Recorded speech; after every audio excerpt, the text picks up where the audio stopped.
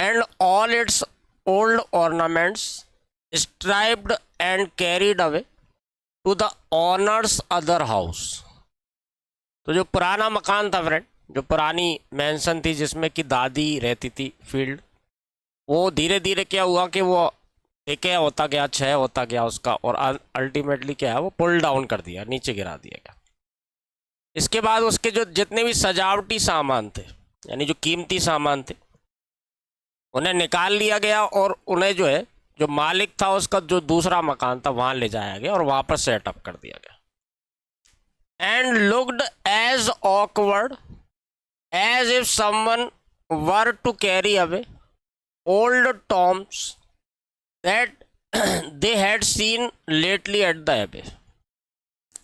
और जो कीमती सामान फ्रेंड पुरानी हवेली का जो है वो निकाल करके नए मकान में लगा दिया गया। यहाँ पे कह रहा है कि वो इतना ऑकवर्ड, इतना भद्दा दिख रहा था और ऐसा लग रहा था जैसे किसी ने पुराना मकबरा है उसको तोड़ के निकाल दिया हो।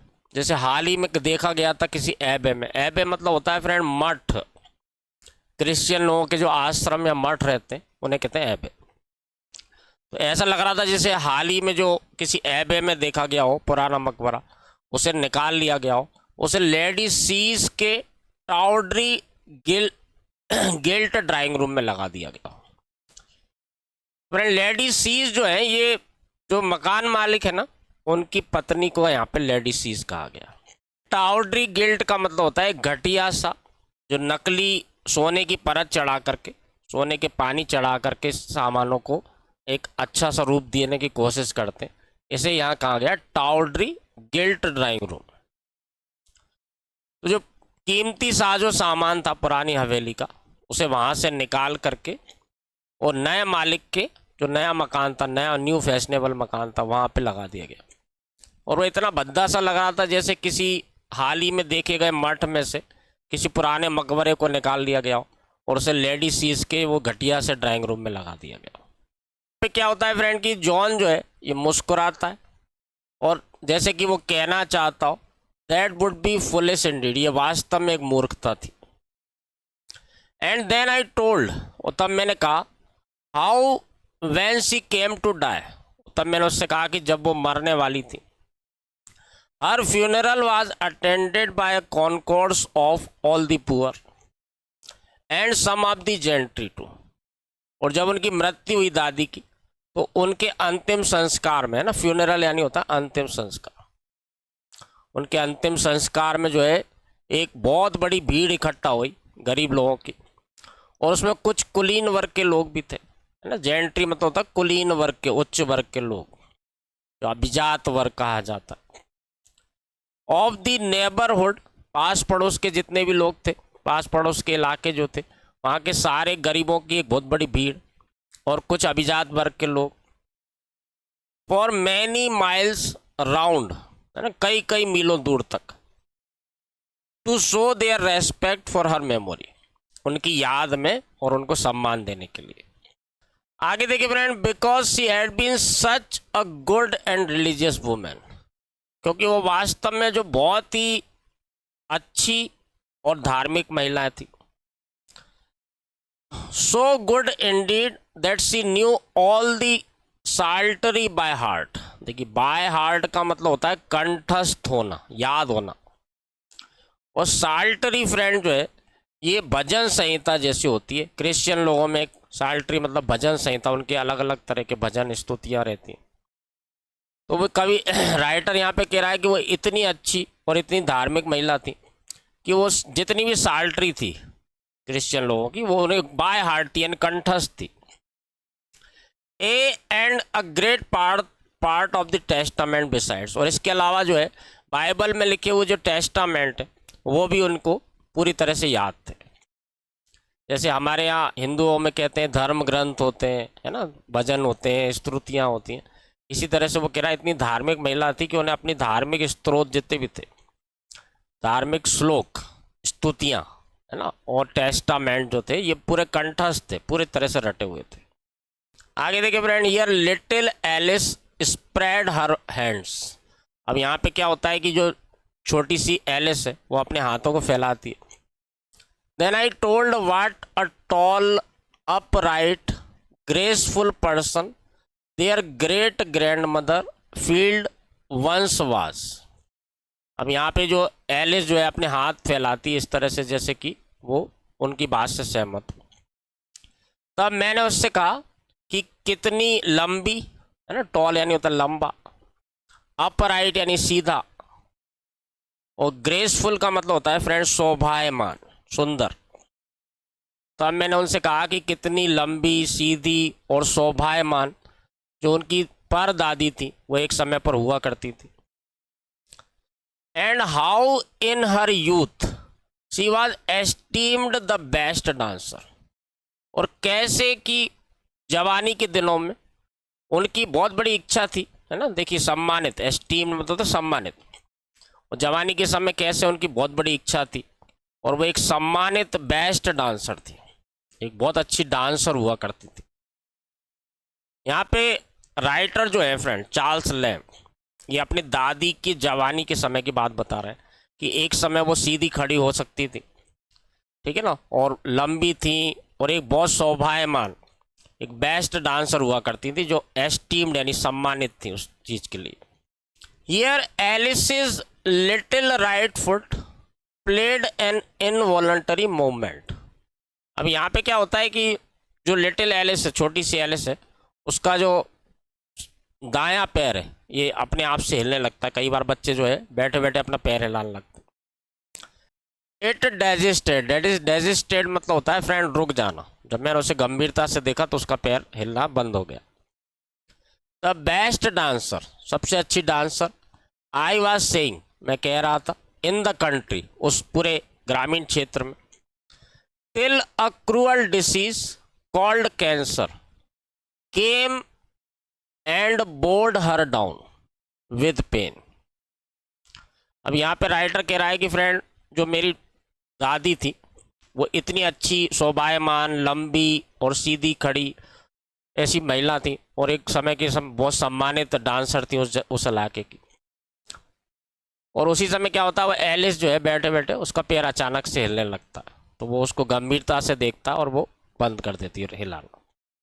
इसके बाद वो कहता है कि वो इतनी शानदार डांसर थी, उस पूरे कंट्री एरिया में उनके जैसा कोई डांसर नहीं था। जब तक कि एक बीमारी है ना, एक क्रूअल बीमारी जिसका नाम था कैंसर, वो आई और उसने उनको झुका दिया। बोर्ड यानी होता है झुका देना, पेन यानी होता है दर्द, जिसने उन्हें दर्द से झुका दिया। But it could never band her good spirit, लेकिन वो उनकी अच्छी भावनाएं जो थी उनको कभी नहीं झुका सकी। और मेक देम स्टूप, या उन्हें कभी नहीं झुका सकी। स्टूप का मतलब जो कुबड़ सा निकल आता है, जब बूढ़े लोग झुक के चलते हैं, इसको कहते हैं स्टूप। तो उनको कभी इस तरह से नहीं झुका सकी जैसे कुबड़ निकाल के लोग चलते। But they were still upright, और वो अभी भी सीधी खड़ी थी। Because she was so good and religious, क्योंकि वो इतनी अच्छी और धार्मिक थी। Then I told how she was used to sleep by herself in a lone chamber of the great lone house. Then I told how she was used to sleep by herself. तब मैंने उन्हें बताया कि कैसे वो अकेले सोया करती थी। By herself का फ्रेंड अर्थ है अकेले, है ना। तब मैंने उन्हें बताया कि वो कैसे अकेले सो जाया करती थी। In a lone chamber, एक एकांत कमरे में, of the great lone house, एक एकांत से बहुत बड़े मकान में। And how she believed that an apparition of 2 infants was to be seen, ठीक है ना। और तब मैंने उन्हें बताया कि कैसे वो ये मानती थी कि 2 apparition, फ्रेंड ये जो वर्ड है apparition, इसका हिंदी में मतलब होता है प्रेत, है ना। भूत प्रेत जो होते हैं, भूत प्रेत साया, है ना, इसको कहते हैं apparition। तब मैंने उनको बताया कि कैसे वो ये मानती थी कि 2 छोटे बच्चों के प्रेत वाज टू बी सीन, को देखा जा सकता था, है ना, एट मिडनाइट, आधी रात में, gliding up and down the great staircase near where she slept. तब मैंने उन्हें बताया कि कैसे वो दादी जो है ये मानती थी कि 2 छोटे बच्चों के जो भूत प्रेत हैं, जो साया है, वो कैसे एक बहुत बड़ी सी सीढ़ी जो थी उस बहुत बड़े मकान में, उस सीढ़ी से जो है तैरते हुए ऊपर आते थे, फिर नीचे चले जाते थे। इस तरह से वो प्रेत दिखाई देते थे। बट शी सेड, लेकिन उन्होंने कहा, those innocents would do her no harm. तो तब उन्होंने कहा कि वो जो दो मासूम से बच्चे हैं वो मेरे साथ कोई बुरा काम नहीं करेंगे, आज तक कभी उन्होंने मेरे साथ कोई बुरा नहीं करा। And how frightened I used to be, और तब मैंने उन्हें बताया कि मैं कितना डर जाता था। Though in those days I had my maid to sleep with me, यद्यपि उन दिनों मेरे पास मेरी एक मैड है ना, घर में जो काम करने वाली नौकरानी रहती है उन्हें कहते हैं मैड। यद्यपि मेरे पास मेरी मैड हुआ करती थी मेरे साथ सोने के लिए।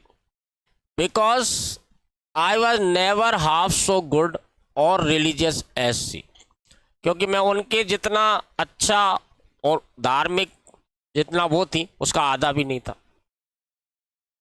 And yet I never saw the infants, लेकिन तो भी मैंने कभी उन इन्फेंट्स को, उन बच्चों को नहीं देखा। Here John expanded all his eyebrows and tried to look courageous.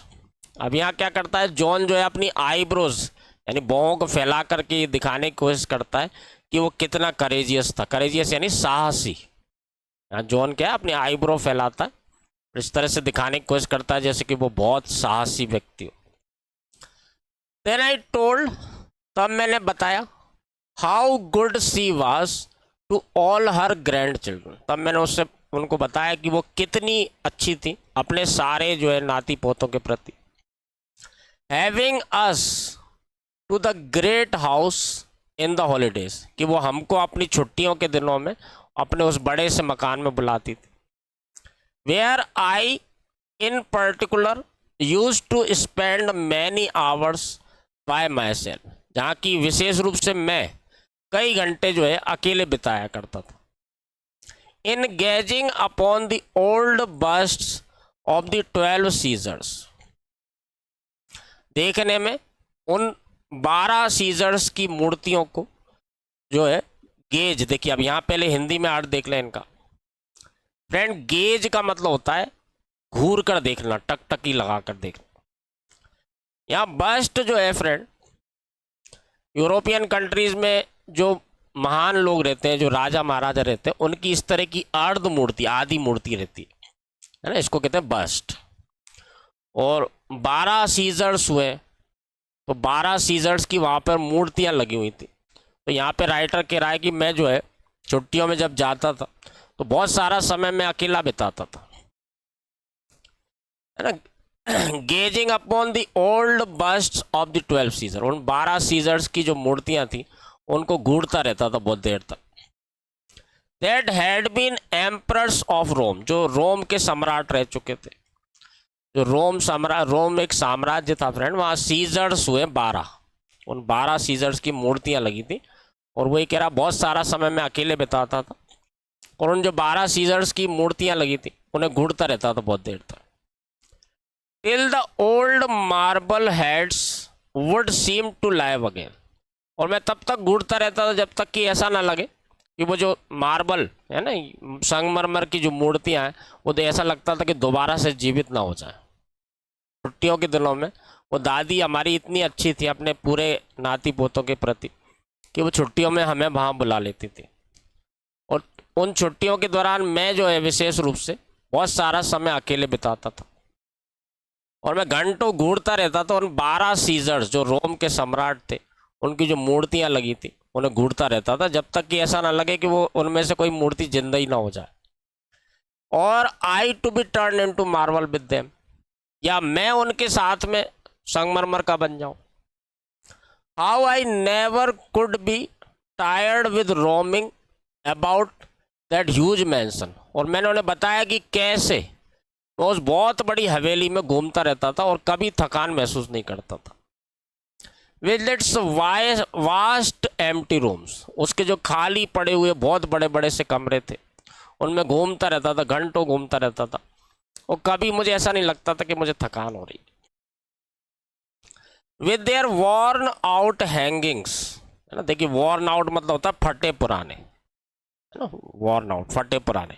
Hangings मतलब होता है फ्रेंड जो इस तरह की आप देख सकते हैं पीछे की तरफ ये पर्दे लगे हुआ करते थे, जो हवेलियां या महल रहते थे इनमें इस तरह के आप और भी कई पर्दे इस तरह से लटके हुए पर्दे रहते थे, इन्हें हैंगिंग्स कहते हैं। और ये जो लगा है इसको कहते हैं tapestry. With their worn out hangings fluttering tapestry, देखिए फ्लटरिंग, फड़फड़ाती हुई, हिलती हुई। टेपेस्ट्री मतलब इस तरह के पर्दे होते हैं जिन पर की कुछ पेंटिंग्स बनी रहती हैं फ्रेंड, इन्हें कहते हैं टेपेस्ट्री। पुरानी जो हवेलियाँ रहती हैं, जो महल रहते हैं, उनमें इस तरह की टेपेस्ट्री खासतौर से यूरोपियन कंट्रीज़ में आपको निश्चित रूप से देखने को मिलती है। तो यहाँ पे कवि राइटर जो है वो कह रहा है कि जो फटे पुराने से पर्दे रहते थे, फ्लटरिंग टेपेस्ट्री है ना, फड़फड़ाती हुई, हिलती डुलती हुई टेपेस्ट्री, एंड कार्व्ड ओकन पैनल्स, और कार्व्ड का मतलब होता है जो नक्काशी की जाती है, और ओक के बने हुए पैनल्स जिन पर नक्काशी होती थी, with the gilding almost rubbed out, जो इस तरह से गिल्ड किए गए होते थे, सोने की परत चढ़ाई गई होती थी जिन पर, लेकिन वो ऑलमोस्ट रब्ड आउट हो चुकी होती है, यानी वो घिस चुकी होती है। तो ये सारा वो जो है मैंसन, हवेली जो रहती है उसमें लगी हुई चीज़ों के बारे में बता रहा है। Sometimes in the spacious old fashioned gardens, और कभी कभी मैं जाता था उस पुराने से फैशन वाले है ना गार्डन्स, बगीचे में, which I had almost to myself, जो लगभग ऐसा लगता था कि मेरे लिए ही बनाया गया या अकेला मैं ही वहाँ पर हूँ। Unless when now and then a solitary gardening man would cross me, जो उस पुराने से फैशन वाले बगीचे में मैं जाता था तो ऐसा लगता था जैसे कि वहाँ कोई भी नहीं है, बस मैं ही अकेला हूँ। जब तक कि वहाँ जो है एक अकेला जो है माली कभी कभी मुझसे क्रॉस हो जाता था, यानी मेरे सामने से गुजर जाता था, नहीं तो ऐसा लगता था कि जैसे वहाँ कोई है ही नहीं, पूरा एकांत है और मैं केवल मैं ही हूँ। And how the nectarines and peaches hung upon the walls, और कैसे नेक्ट्रिन और पीचेस, ये फ्रेंड फलों के नाम है, देखिए नेक्ट्रिन और पीचेस आप अपनी यहाँ पे स्क्रीन पे देख सकते हैं। ये जो है इस तरह का फल दिख रहा है, इसको कहते हैं नेक्ट्रिन, और मिलता जुलता ही सा होता है, इसे कहते हैं पीच। तो आगे वो कह रहा है कि कैसे नेक्ट्रिन और पीचेस जो है दीवालों से लटके रहते थे, without my ever offering to pluck them, बिना मेरे जो है कभी मेरी ऐसी इच्छा नहीं होती थी कि मैं उन्हें तोड़ लूँ।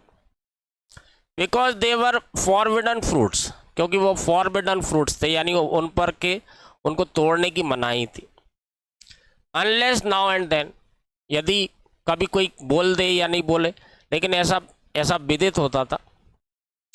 Because they were forbidden fruits unless now and then, क्योंकि वो एक फॉरबिडन फ्रूट्स थे, यानी उन पर तोड़ने की मनाही थी, ठीक है ना, कोई भी उसे जब चाहे तोड़ नहीं सकता था। तो मेरी कभी ऐसी इच्छा नहीं हुई कि उन फलों को मैं तोड़ लूँ। And because I had more pleasure in strolling about among the old melancholy looking yew tree, और क्योंकि मुझे ज़्यादा मज़ा आता था है ना घूमने में, भटकने में, देखिए स्ट्रॉल यानी तो घूमना भटकना, क्योंकि मुझे ज़्यादा मज़ा आता था यहाँ वहाँ घूमने में, एक उदासी से भरे, उदास से दिखने वाले है ना, मेलनकोली लुकिंग यानी उदास से दिखने वाले यू ट्री के आसपास। देखिए यू ट्री क्या होता है, तो आपकी स्क्रीन पे आप देख सकते हैं फ्रेंड, इस तरह का एक पेड़ होता है जिसे यू ट्री कहा जाता है। तो यहाँ पे राइटर कह रहा है कि मुझे फल तोड़ने में कोई इंटरेस्ट नहीं था, इसके बजाय मुझे ज़्यादा मज़ा आता था कि जो उदास से दिखने वाले यू ट्रीज थे उनके आसपास में घूमता रहता था, भटकता रहता था। और दी फर्स ना, फर का पेड़ होता है, देखिए नीचे आप देखेंगे इस दूसरी तस्वीर में, ये जो है ये फर के पेड़ है। तो इस तरह के यू के पेड़ और ये जो फर के पेड़, ये बहुत सारे पेड़ लगे थे वहाँ गार्डन में, उनके आसपास वो जो राइटर है वो घूमता रहता था पूरे दिन, और कभी भी उसे ऐसा नहीं लगता था कि वो थक गया।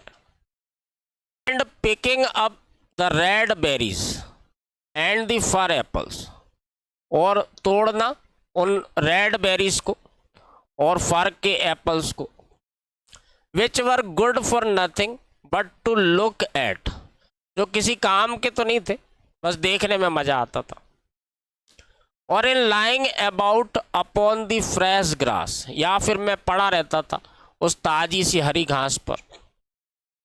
With all the fine garden smells around me, और मैं जो है घूमता रहता था यू ट्रीज और जो है फर ट्रीज जो थे उनके आसपास घंटों घूमता रहता था। या फिर मैं तोड़ लेता था रेड बेरीज को और फर के एप्पल्स को, जो काम के तो कुछ नहीं थे, बस देखने में बहुत अच्छे लगते थे। या फिर मैं क्या करता था, वहाँ जो ताज़ी हरी घास थी उस पर लेट जाता था और वो जो गार्डन की जो एक अजीब सी खुशबू रहती है उसे सूंघता रहता था, जो मेरे आसपास आती रहती थी। ये जो आप स्क्रीन पे देख सकते हैं फ्रेंड, ये कहते हैं रेड बेरीज। और ये जो ऑरेंजरी वर्ड आएगा अभी, ऑरेंज के जो गार्डन रहते हैं, यानी ऑरेंज को हिंदी में कहते हैं संतरा, संतरे के बगीचे जो होते हैं इसको कहते हैं ऑरेंजरी। तो आगे देखिए फ्रेंड, और बास्किंग इन द ऑरेंजरी, यहाँ मैं धूप सेकता रहता था। बास्किंग मतलब होता है धूप सेकना। यहाँ मैं लेटा हुआ धूप सेकता रहता था उस ऑरेंजरी में, यानी कि संतरे के बगीचे में।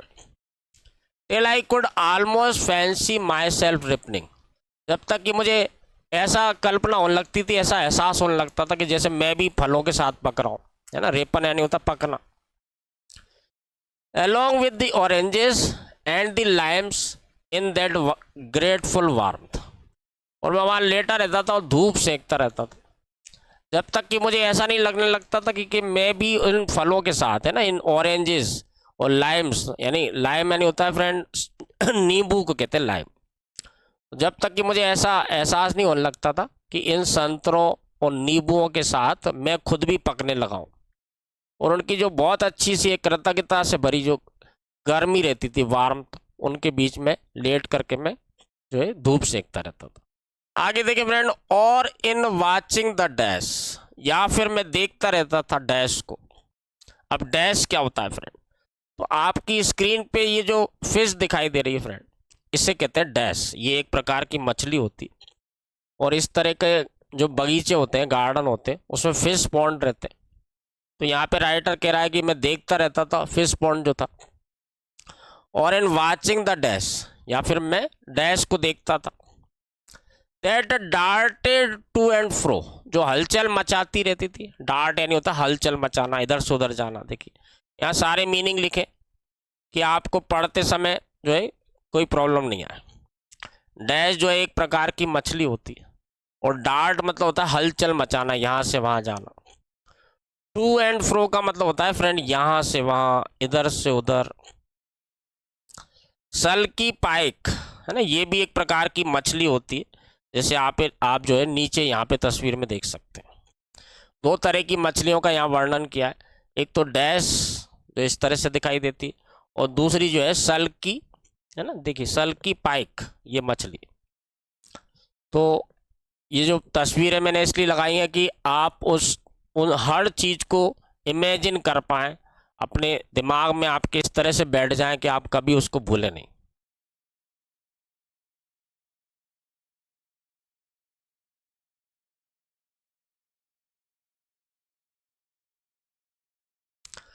तो आगे राइटर कह रहा है फ्रेंड, और in watching the dace that darted to and fro in the fish pond, या फिर मैं देखता रहता था उस फिश पॉन्ड में, उस मछलियों का जो पॉन्ड था, तालाब था, उसमें डैश को यहाँ से वहाँ हलचल मचाते हुए।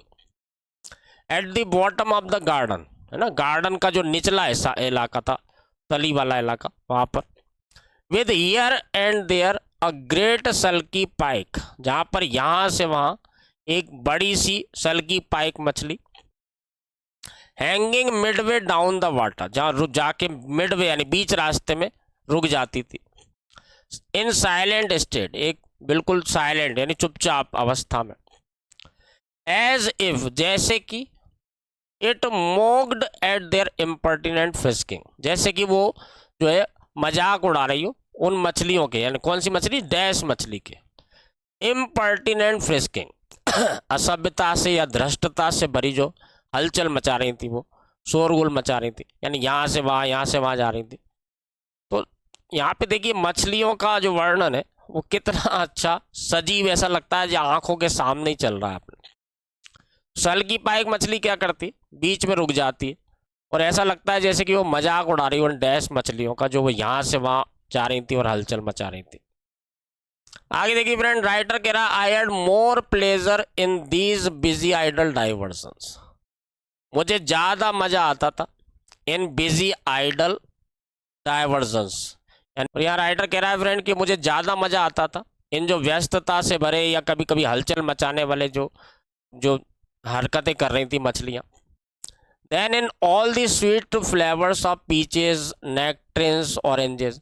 वजह है कि जो है जितनी भी नेक्ट्रिन्स लगी थी वहाँ पर, पीचेस लगी थी, संतरे लगे थे, उनकी जो सुगंध थी उसकी बजाय इन मछलियों को देखने में ज़्यादा मज़ा आता था। And such like common bats of children. और ऐसी चीज़ें जो बच्चों के लिए बैट्स के जैसे, बैट का मतलब होता है फ्रेंड चारा, जैसे मछली को पकड़ने के लिए चारा लगाया जाता है ना, उसे कहते हैं bat. Such like common bats of children. और ऐसी चीज़ें जो बच्चों को ललचाती हैं, लुभाती हैं। देखिए बैट से नहीं होता ललचाना, लुभाना, जैसे मछली को पकड़ने के लिए चारा लगाया जाता है ना, इसको कहते हैं बैट। तो ऐसी चीज़ें जो बच्चों को ज़्यादा ललचाती हैं, लुभाती हैं, वो मुझे भी आकर्षित करती थी। तो इतने सारे फल वहाँ पर लगे थे, नेक्ट्रिन्स लगी थी, पीचेस, ऑरेंजेस, लाइम। तो उनको देखने में, उनकी सुगंध की बजाय मुझे जो ये मछलियों का जो इधर से उधर हलचल मचाना, घूमना, इसमें मुझे ज़्यादा मज़ा आता था। Here John slyly deposited back upon the plate of a bunch of grapes.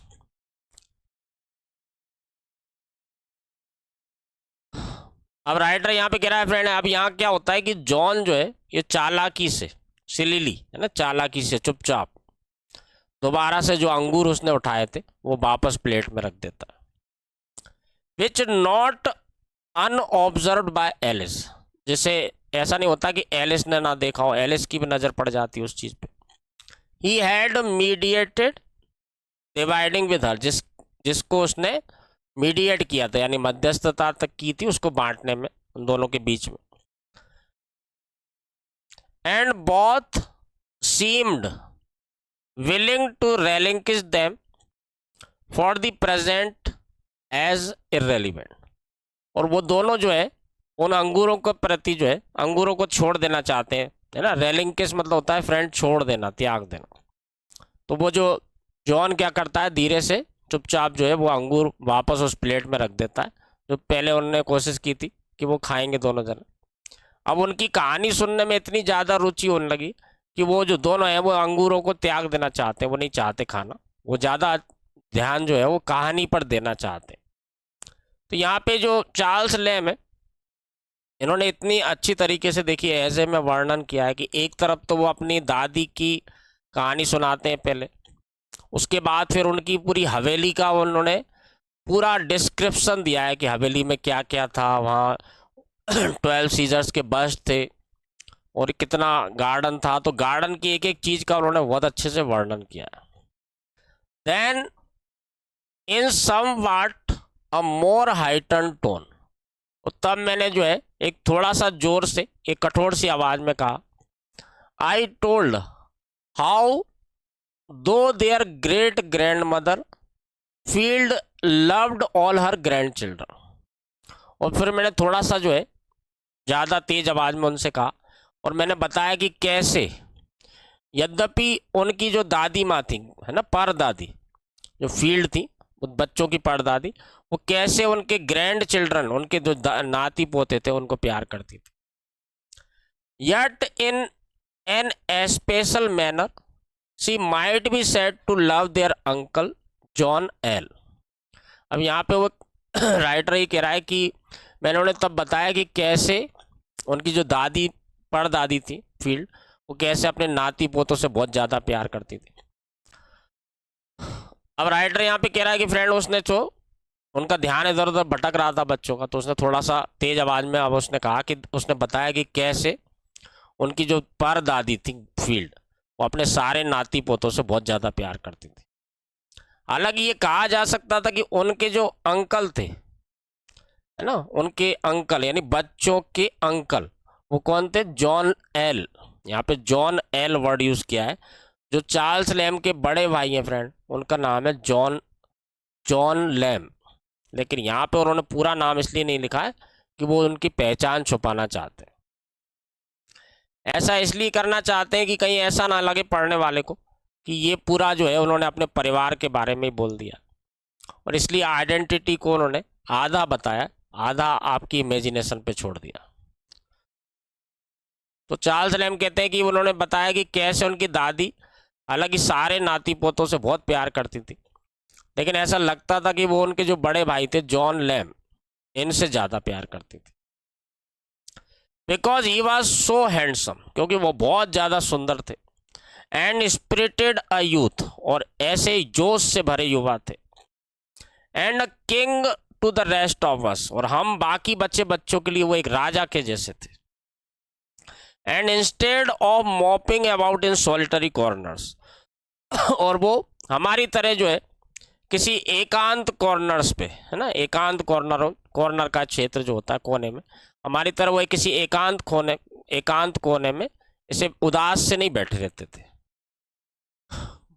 कुछ यहाँ पे एक दो वर्ड आए फ्रेंड जो थोड़े से कठिन लगेंगे, इसलिए हिंदी में मैं आपको बताया तो मॉपिंग का मतलब होता है लेट जाना, पड़ा होना, औंधा होना, और सॉलिटरी का मतलब होता है एकाकी, अकेला। तो यहाँ वो कह रहा है कि हम बाकी बच्चों के लिए, वो जॉन लैम्ब जो थे वो एक ऐसे थे जैसे कोई राजा हो, और वो हमारी तरह किसी एकाकी कोने में जाके ऐसे जो है उदास से पड़े रहते हैं, जैसे हम पड़े रहते थे वैसे वो नहीं पड़े रहते थे। लाइक सम ऑफ अस, जैसे कि हम में से कुछ करते थे ऐसा। He would mount the most mettlesome horse, ठीक है ना। आप देखिए मेटलसम है ना, इस शब्द का अर्थ होता है दिलेर, साहसी। माउंट मतलब होता है चढ़ जाना, जैसे घोड़े पे चढ़ जाते हैं, इसको कहते हैं माउंट। वो चढ़ जाते थे उस सबसे दिलेर घोड़े पर। ही कुड गेट, जो उन्हें मिलता था। When but an imp no bigger than themselves. Imp जो वर्ड है फ्रेंड, कि जैसे भूत होता है ना, इसको इम्प वर्ड से यूज करते हैं कई बार। तो वो एक क्या करते थे, एक बड़ा सा दिलेर सा घोड़ा देखते थे और उस पर सवार हो जाते थे, जो उन्हें मिलता था कहीं पे भी। घोड़ा ऐसा होता था जो ऐसा ना हो कि उनसे भी शरीर में आकार में बड़ा हो। And make it carry him half over the country in morning, और वो सुबह के समय उस घोड़े को लेकर के निकल जाते थे और पूरा जो है इलाका जो था उसका आधा घूमे आते थे। ऐसा लगता था पूरा आधा पूरा इलाका घूमे आए। And join the hunters when there were any out, और यदि कोई बाहर शिकारी घूम रहा होता था तो उन शिकारियों में जाके शामिल हो जाते थे। And yet he loved the old great house and gardens too, और वो भी उस जो बड़े से मकान था, बड़ी सी हवेली थी और वो बगीचे थे, उनसे प्रेम करते थे। But had too much spirit to be always, और वो हमेशा बहुत ज़्यादा जोश से भरे रहते थे वहाँ पर रहने के लिए। And how their uncle grew up, और उसके बाद वो राइटर बता रहा है कि उसने बताया कि कैसे उसके अंकल बड़े हुए। To man's estate as brave as he was handsome, और तब उन्होंने बताया कि कैसे उनके अंकल जो है बड़े हुए और उतने ही बहादुर बने जितना कि वो हैंडसम थे। वो जितने हैंडसम थे उतने बहादुर भी थे, इस तरह से वो बड़े हो रहे थे। To the admiration of everybody, कि हर व्यक्ति जो उन्हें देखता था वो प्रशंसा करता था कि कितना सुंदर, कितना हैंडसम नौजवान है और कितना साहसी भी है। Out of their great grandmother field most specially, और ख़ास तौर से जो उनकी परदादी थी मैरी फील्ड, वो जॉन लैम्ब की बहुत तारीफ करती थी, कितना हैंडसम, कितना बहादुर साहसी लड़का है। तो यहाँ पे चार्ल्स लैम्ब ये बता रहे हैं फ्रेंड कि उनकी जो दादी थी वो एक समय पे जो उनके बड़े भाई थे जॉन लैम्ब, वो इतने सुंदर हैंडसम दिखते थे, इतने बहादुर थे, जो घोड़े की सवारी करते थे। वो पूरा ऐसा लगता था सुबह घोड़ा लेके जाते थे तो पूरा कंट्री का जो आधा एरिया घूमे आए। वहाँ जब शिकारी कोई दिखते थे तो उन शिकारियों के साथ शामिल हो जाते थे, और जब भी कोई उनको देखता था तो हर व्यक्ति उनकी तारीफ करता था। और ख़ास तौर से उनकी दादी जो थी वो उनसे और ज़्यादा प्रेम करती थी बजाय कि चार्ल्स लैम्ब के। आइए नेक्स्ट देखते हैं friend. And how he used to carry me upon his back when I was a lame footed boy, और अब वो कह रहे हैं कि कैसे जो है जॉन लैम उनको अपनी पीठ पर घुमाते थे बिठा करके, जब वो एक लंगड़े से व्यक्ति हो गए थे, यानी उनके पैर में चोट लग गई थी और वो लंगड़ा कर चलने लगे थे। तो अब ये बताते हैं कैसे उनका जो बड़ा भाई था जॉन लैम, वो उनको अपनी पीठ पर बिठा लेता था और उन्हें यहाँ से वहाँ घुमाया करता था। और he was a good bit older than me, क्योंकि वो मेरे से काफ़ी बड़े थे। मैनी अ माइल, कई मीलों तक। When I could not walk for pain, जब मुझे इतना दर्द होता था कि मैं चल नहीं पाता था, तो कई मीलों तक वो अपनी पीठ पर मुझे बिठा लेते थे और यहाँ से वहाँ घुमाते रहते थे। And how in after life he became lame footed too, और कैसे कि आगे के जीवन में जो जॉन लैम थे वो भी एक लंगड़े व्यक्ति बन गए। And I did not always I fear make allowances enough for him, और हालांकि मैं उनके लिए उतना नहीं कर पाया जितना कि वो उन्होंने मेरे लिए किया था। आगे जाके ये बता रहे हैं फ्रेंड चार्ल्स लैम कि जॉन लैम जो है, इनका एक पैर जो है ये किसी बीमारी से खराब हो जाता है, उसको काटना पड़ जाता है और लंगड़े हो जाते हैं। जब चार्ल्स लैम छोटे थे तो वो जॉन लैम उनको अपने कंधों पर बिठा लेते थे और कई मीलों तक उन्हें घुमाते रहते थे, जब वो दर्द के मारे चल भी नहीं पाते थे। When he was impatient and in pain, और जब वो दर्द से करा रहे थे, अधीर हो रहे थे, तो मैं उनके लिए उतना कुछ नहीं कर पाया जितना वो मेरे लिए किया करते थे। Nor remember sufficiently how considerate he had been to me, और मैं ये याद भी नहीं कर पाता हूँ अच्छे तरह से, है ना, सफिशिएंटली यानी पर्याप्त रूप से, और मैं पर्याप्त रूप से इस बात को याद भी नहीं कर पाता हूँ कि वो कितना कंसिडरेट हुआ करते थे मेरे लिए। कंसिडरेट का फ्रेंड अर्थ होता है समझदार ना, अक्लमंद। When I was lame footed, जब मैं एक समय लंगड़ा हुआ करता था। And how when he died, और कैसे जब उनकी मृत्यु हुई। Though he had not been dead an hour, यद्यपि ऐसा नहीं लगा कि वो एक घंटा भी मरे हुए हो, यानी वो ये विश्वास ही नहीं हो रहा था कि वो मर चुके। इट सीम्ड, ऐसा प्रतीत होता था, as if he had died a great while ago, और जब उनकी मृत्यु होती है तो उनको देख करके ऐसा नहीं लगता है कि ये अभी हाल ही मरे हुए एक घंटे पहले, ऐसा लगता था कि ये तो बहुत सालों पहले मर चुके। Such a distance there is betwixt life and death, देखिए बिटविक्स्ट जो है बिटवीन के जैसा होता है ना, बिटवीन यानी होता है के बीच में, इसी तरह से बिटविक्स्ट का यूज़ किया। तो जब उनकी मृत्यु हुई तो उनको देख करके ऐसा नहीं लग रहा था कि ये अभी हाल ही मरे, ऐसा लग रहा था ये तो कई सालों पहले मर चुके। और यही जो है डिस्टेंस है, दूरी है जीवन और मृत्यु के बीच में।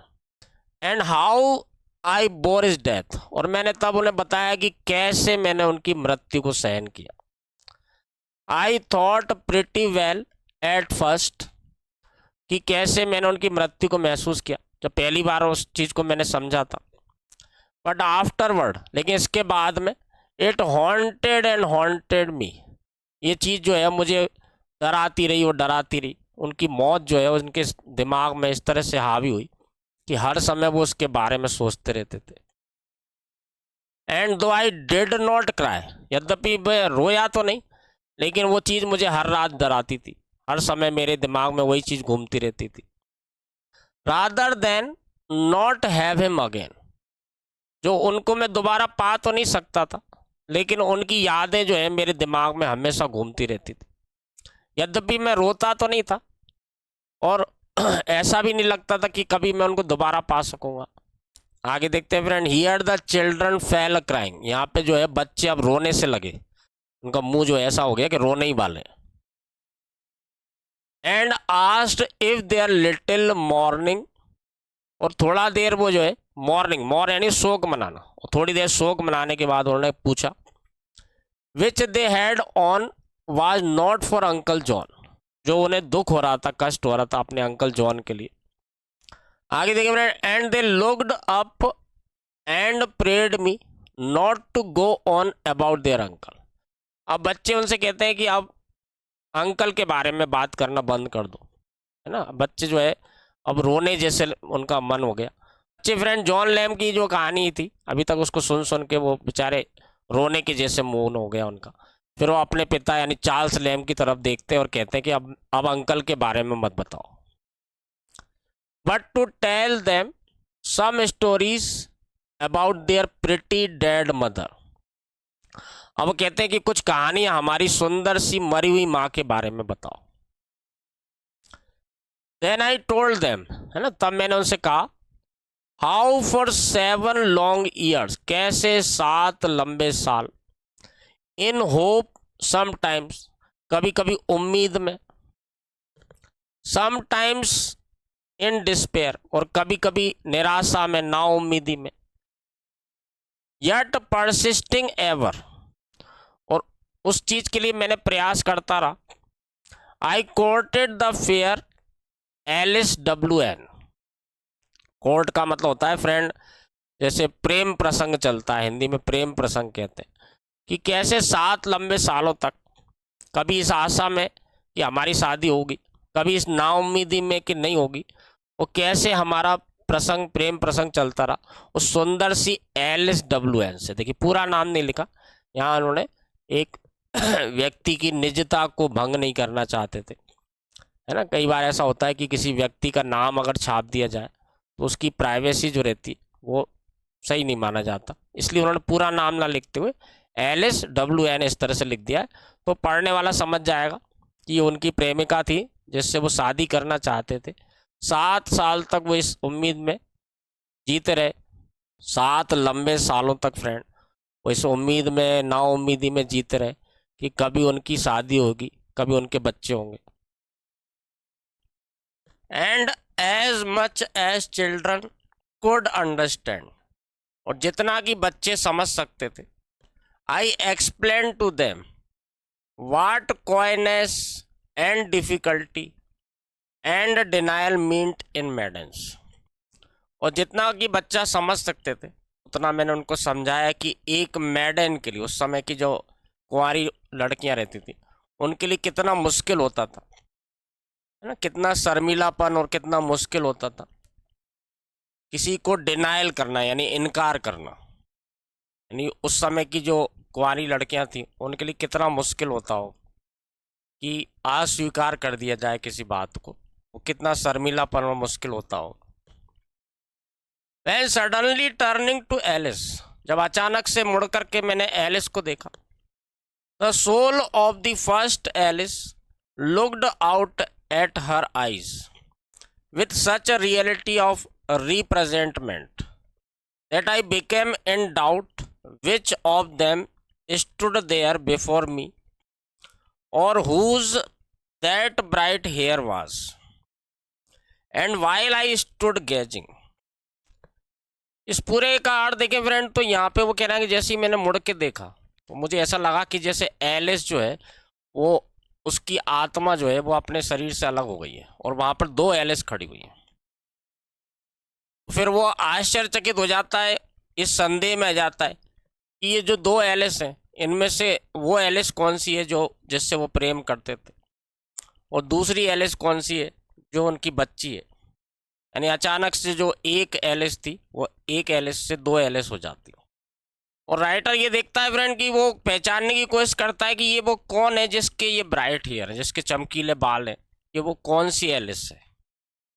While stood I gazing, both the children gradually grew fainter. जब मैं देखता ही जा रहा था उनको तो अचानक से मैंने देखा कि दोनों बच्चे जो हैं वो फेंटर होते जा रहे हैं। फेंटर का मतलब धुंधले पड़ते जा रहे हैं। टू माई व्यू, मेरी नज़र के सामने से। Residing, still residing till nothing at last but 2 mournful features were seen in the uttermost distance। और वो पीछे होते जा रहे थे, पीछे होते जा रहे थे, है ना, जैसे कि तस्वीर में भी आप थोड़ा सा अंदाजा लगा सकते हैं। और जब वो देख रहा था कि अचानक से एक एलिस की जो आत्मा, ऐसा लगा कि अलग होकर के 2 एलिस हो गई।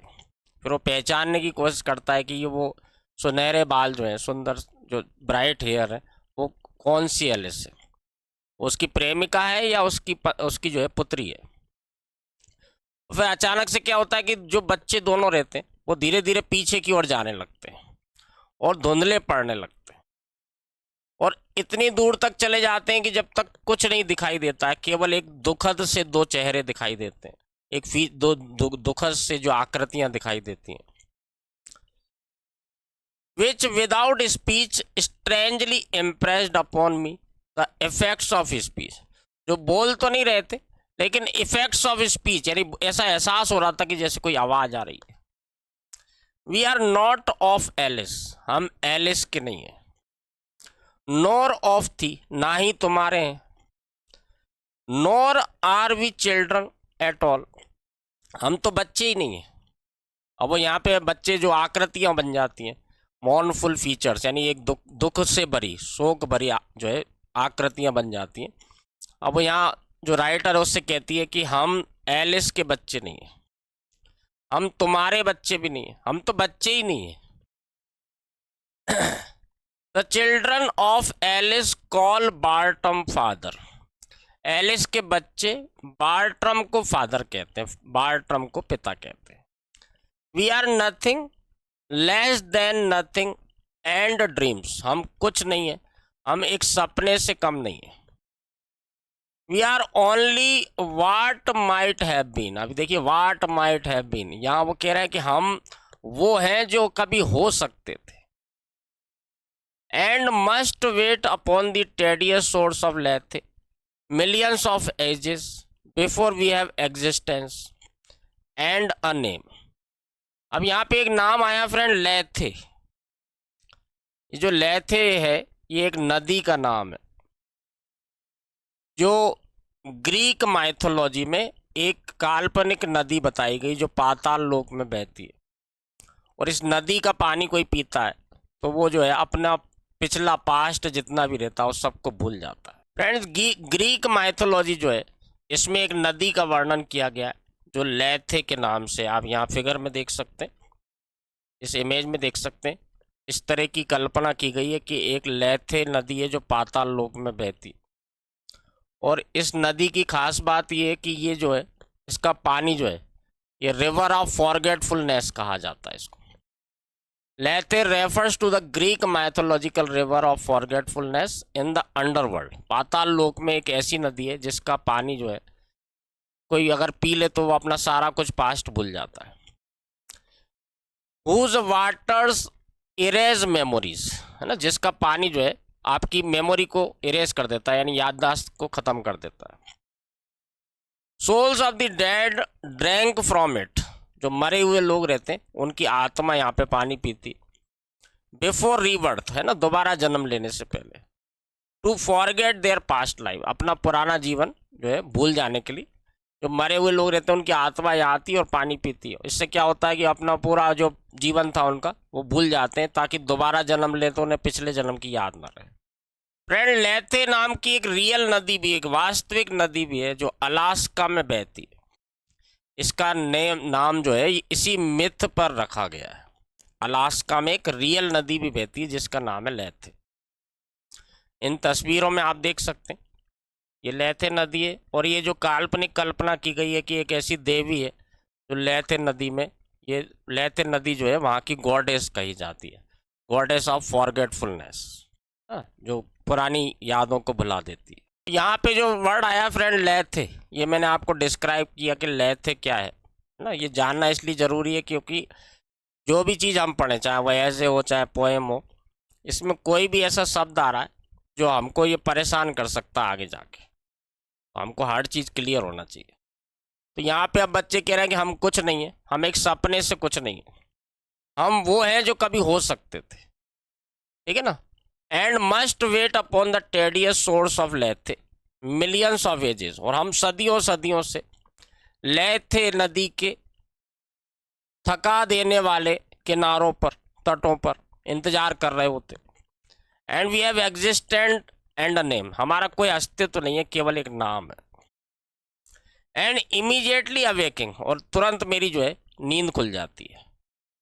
I found my self quietly seated in my bachelor arm chair. देखिए बैचलर आर्म चेयर इसलिए कहा है यहाँ पे राइटर ने कि अब उसकी अचानक से जब इस तरह का सपना आता है और नींद खुल जाती है, तो वो अपने आप को बैठा हुआ पाता है, शांति से बैठा होता है अपनी बैचलर आर्म चेयर पे। बैचलर आर्म चेयर क्यों कहा है? क्योंकि वो ये बताना चाहता है कि उसकी शादी नहीं हुई, और जो सब ये सब चीज़ें हमने देखी, ये उसका एक रेवरी था। रेवरी का मतलब होता है फ्रेंड देवा स्वप्न, दिन में देखा गया स्वप्न। तो वो दिन में कुछ काम करते करते कुर्सी पर बैठा था और नींद लग गई, और सपने में वो ये देख रहा था कि अगर उसकी शादी उसकी जो प्रेमिका थी एलिस विंटरटन, उससे अगर हो जाती तो उसके 2 बच्चे होते और फिर वो उनको कहानी सुनाता। ये सारी कल्पनाएं कर रहा था। Where I had fallen asleep, जहां पर कि मैं सो गया था। विद द फेथफुल ब्रिजेट, अब देखिए फेथफुल ब्रिजेट, ये नाम जरूर ध्यान रखना, बहुत ही इंपॉर्टेंट है। चार्ल्स लैम की बहन जो थी मैरी लैम, है ना, उनका असली नाम था मैरी लैम। यहाँ पे उन्होंने कहा है फेथफुल ब्रिजेट, एक भरोसेमंद ब्रिजेट। अब ये फेथफुल ब्रिजेट क्यों कहा है फ्रेंड? चार्ल्स लैम के जो बड़े भाई थे जॉन लैम, इनकी मृत्यु हो चुकी थी, इनके माता पिता भी नहीं थे, शादी भी इनकी नहीं हुई थी, तो ये 2 ही जने अकेले बच्चे थे, चार्ल्स लैम और उनकी जो बहन थी मैरी लैम। ये दोनों ही साथ में रहते थे, और ये जो अकेलापन था, ये जो दुख था उनके जीवन में कि उनके जितने भी अच्छे लोग थे, करीबी लोग थे, उनकी मृत्यु हो गई थी। वो जिससे शादी करना चाहते थे, 7 साल तक अफेयर चला और उन्होंने बहुत कोशिश की उसको जो है प्रपोज करने की, लेकिन किसी कारणवश उनकी शादी नहीं हो पाई। With the faithful Bridget unchanged by my side, but John L और James Elia was gone for ever. तो जैसे ही उनकी आंख खुलती है तो वो देखते हैं कि जो उनकी भरोसेमंद, विश्वसनीय और प्यारी सी बहन थी, वो उनके बगल में वैसी की वैसी बैठी थी जैसे पहले बैठी थी। लेकिन यहाँ वो कह रहे हैं कि जॉन एल, या जिसे उन्होंने दूसरा एक नाम दिया जेम्स एलिया, वो हमेशा के लिए जा चुका था। यानी वो अपने भाई को याद कर रहे हैं कि उनका भाई जो है वो हमेशा के लिए जा चुका था। फ्रेंड ड्रीम चिल्ड्रन जो है ये सपनों में आए हुए बच्चे, यानी ऐसे बच्चे जिनका कभी सपना देखा था चार्ल्स लैम ने अपने जीवन में। चार्ल्स लैम का जीवन हमेशा दुखों से भरा रहा है। जो पर्सनल लाइफ जो उनकी रही है बहुत दुखों से भरी रही है। अगर आप इस ऐसे को बहुत ध्यान से और दिल से गहराइयों से पढ़ेंगे तो निश्चित रूप से हो सकता है कि आपकी आंख में आंसू आ जाए। उन्होंने अपना जीवन का पूरा दुख जो है उस ऐसे में उड़ेल दिया एक तरह से। आम व्यक्ति के लिए शादी करना, बच्चे होना एक बहुत सामान्य सी बात है, लेकिन किसी किसी के लिए एक सपना ही रह जाता है जो कभी पूरा नहीं होता।